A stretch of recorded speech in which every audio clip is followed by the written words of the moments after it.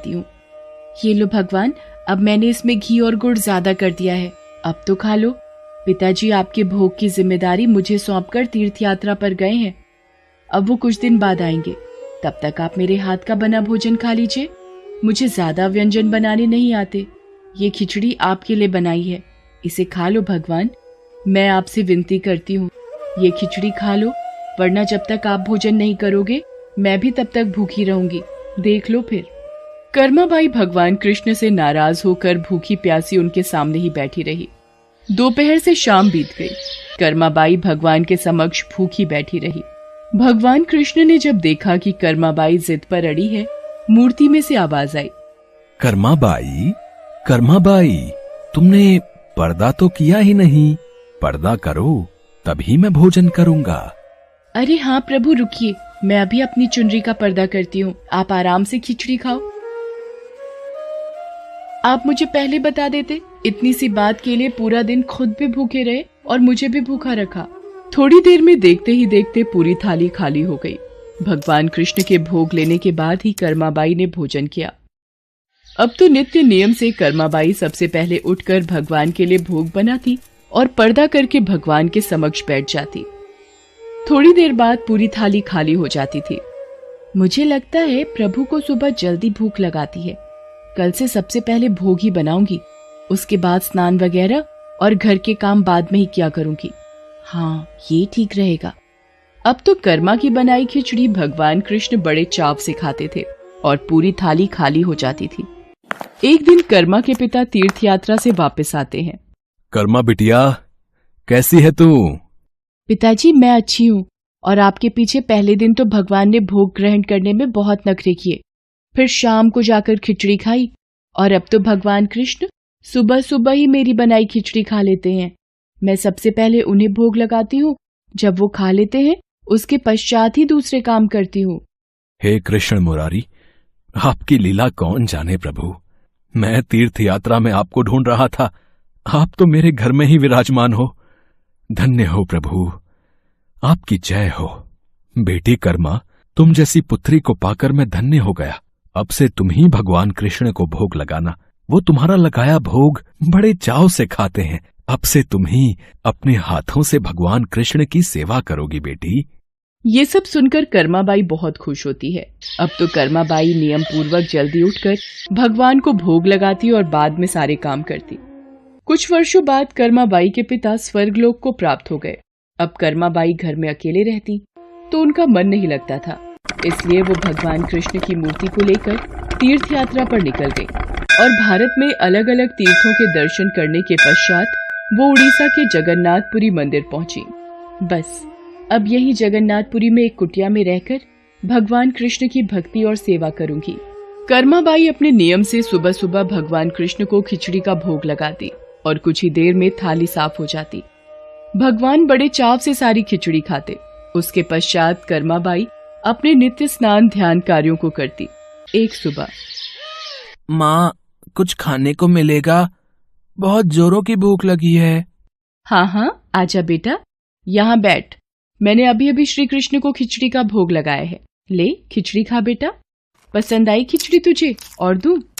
बस माँ, पूरा पेट भर गया, आनंद आ गया तुम्हारे हाथ की खिचड़ी खाकर।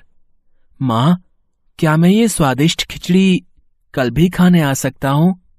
कल ही क्यों बेटा, तू रोज मेरे पास खिचड़ी खाने आ जाया कर।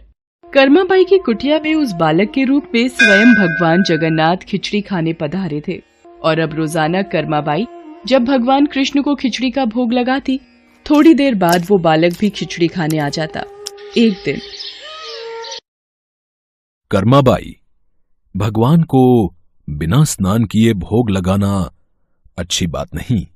तुम रोजाना सुबह पहले स्नान आदि क्रियाएं करके विधि विधान से पूजा करके ही भगवान कृष्ण का भोग बनाया करो। ठीक है बाबा, अब मैं स्नान करके ही प्रभु का भोग बनाया करूंगी। साधु की बात मानकर कर्माबाई अगले दिन से स्नान करके पूजा के पश्चात भोग तैयार करती। इस कार्य में उन्हें बहुत देर हो जाती थी, पर वो बालक तो अपने समय पर ही खिचड़ी खाने आ जाता था। माँ खिचड़ी दो ना, जल्दी दो, मुझे बहुत भूख लगी है माँ। थोड़ी देर रुक बेटा, अभी देती हूँ। अब तो बालक रूपी भगवान जगन्नाथ जल्दी जल्दी खिचड़ी खाकर बिना हाथ मुंह साफ किए भाग जाते थे। उन्हीं दिनों मंदिर के पुजारी जो काफी समय से मंदिर में सेवा कर रहे थे। ये जगन्नाथ भगवान के मुख पर खिचड़ी कैसे? मंदिर में तो काफी दिनों से खिचड़ी का भोग नहीं लगा, फिर ये भगवान के मुख पर खिचड़ी कैसे? हे प्रभु, ये कैसी लीला है आपकी? भगवान जगन्नाथ पुजारी के सपने में आते हैं। मेरी भक्त कर्माबाई जो जगन्नाथपुरी में ही रहती है, वो बहुत ही प्रेम भाव से सुबह उठकर बाजरे की खिचड़ी का भोग लगाती है। मैं रोजाना सुबह जल्दी उठकर कर्माबाई की खिचड़ी खाने जाता हूँ। मुझे कर्माबाई के हाथ की खिचड़ी बहुत पसंद है। पर एक साधु ने उसके पास आकर सुबह स्नान और पूजा के बाद विधि विधान से भोग लगाने का बोल दिया है। अब कर्माबाई स्नान और पूजा के बाद भोग लगाकर मुझे खिचड़ी देती हैं। इन सब कार्यों में बहुत देर लग जाती है। मुझे बहुत तेज भूख लगती है। भक्तगण मेरा इंतजार कर रहे होते हैं, इसलिए जल्दी जल्दी खिचड़ी खाकर मैं बिना मुंह हाथ धोए वापस लौट आता हूँ। भगवान जगन्नाथ की अद्भुत बातों को स्वप्न में सुनकर पुरोहित जी हर जगह उस साधु की खोज करवाते हैं और उसे बुलाकर सारी बात बताते हैं। साधु घबरा जाता है और कर्माबाई के पास जाता है। कर्माबाई, तुम श्री कृष्ण भगवान की परम प्रिय भक्त हो। तुम्हारे लिए किसी नियम नीति की कोई आवश्यकता नहीं। तुम अपने अनूठे प्रेम से जिस प्रकार सुबह जल्दी उठकर भोजन बनाती थीं, वैसे ही बनाकर भगवान का भोग लगाया करो। ठीक है साधु बाबा, अब मैं पहले की तरह ही सुबह जल्दी भोग बनाया करूंगी। अब कर्माबाई फिर से पहले की तरह भगवान कृष्ण को भोग लगाकर उस बालक को बड़े प्रेम पूर्वक खिचड़ी खाने को देती थी। ये क्रम कई वर्षों तक चला और एक दिन कर्माबाई परलोक सिधार गई। हे प्रभु, हमसे कोई भूल हो गई क्या? आज आपके नैनों से अश्रुधारा कैसी प्रभु? हे भगवान जगन्नाथ, क्या अपराध हुआ हमसे जो अब दुखी हुए प्रभु? उसी रात भगवान जगन्नाथ राजा और पुजारी के स्वप्न में आते हैं और बताते हैं कि उनकी भक्त कर्माबाई इस लोक से विदा होकर भगवान में विलीन हो गई हैं। अब उन्हें सुबह सवेरे बाजरे की खिचड़ी कौन खिलाएगा, यही उन्हें दुख है। अगले दिन पुजारी जी, जो स्वप्न आपने देखा वही स्वप्न मुझे दिखाई दिया। भगवान जगन्नाथ की प्रिय भक्त कर्माबाई अब इस लोक से विदा हो गई है। मैं चाहता हूँ आज से हर सुबह भगवान जगन्नाथ को कर्माबाई के नाम से बनाई बाजरे की खिचड़ी का भोग लगा करेगा, जिससे भगवान को कर्माबाई की कमी न महसूस हो। जी महाराज, अब से ऐसा ही होगा।